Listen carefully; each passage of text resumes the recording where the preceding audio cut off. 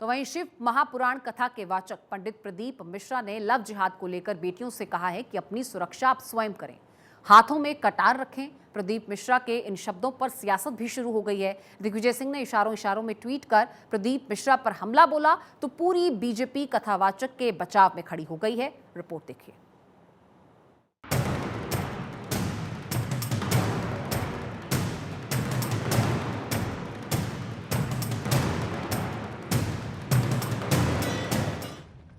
मध्य प्रदेश में विधानसभा चुनाव से पहले अब धर्म युद्ध के हालात देखने को मिल रहे हैं।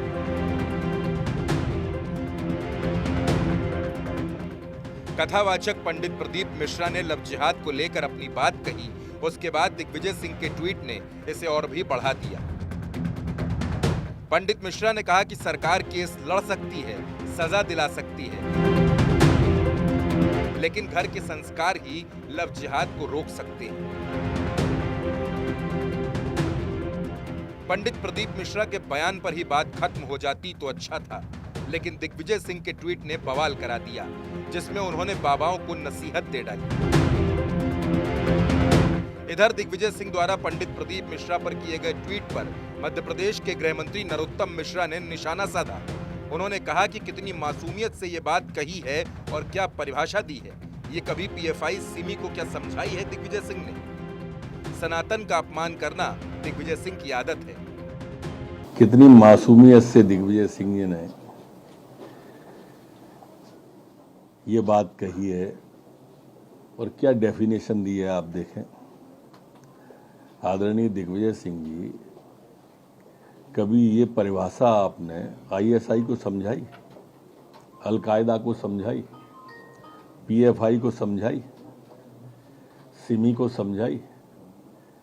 आपको बस आदत बन गई है सनातन का अपमान करने की, सनातन धर्म पे हमला करने की।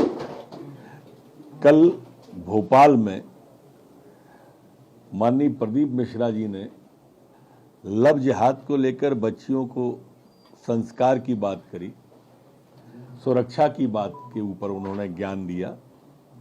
आपको यही अखर गई और आपने सुबह ही सनातनी को लेकर संतों को ढोंगी करार दे दिया।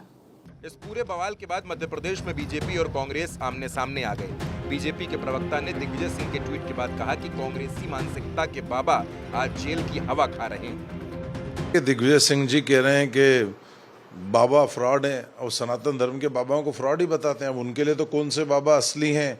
मिर्ची बाबा जो बलात्कार में जेल में बंद है, कंप्यूटर बाबा जिनके वहाँ छापे में कौन कौन सी आपत्तिजनक सामग्री मिली, अब वही बाबा जो उनका चुनाव प्रचार करते हैं, हवन करते हैं।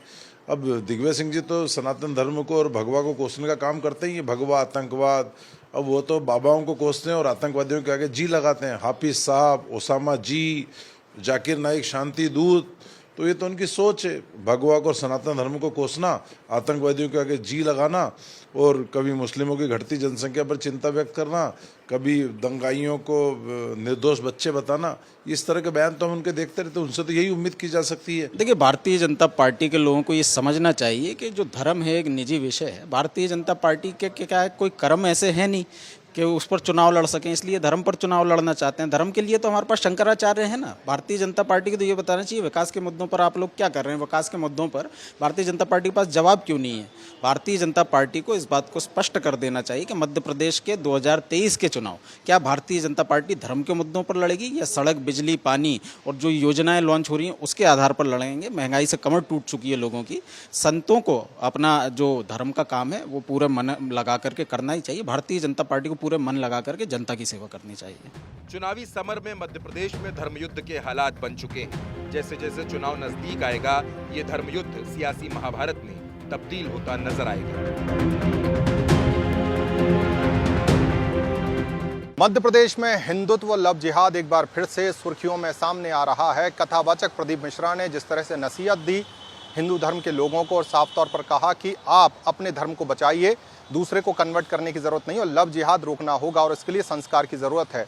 उनके इस बयान के बाद सूबे के पूर्व मुख्यमंत्री कांग्रेस के कद्दावर नेता दिग्विजय सिंह ने ट्वीट करके कथावाचकों और संतों पर एक तरह से निशाना साधा और उन्होंने कहा कि संत जो है वो सियासत ना करें तो ही अच्छा होगा।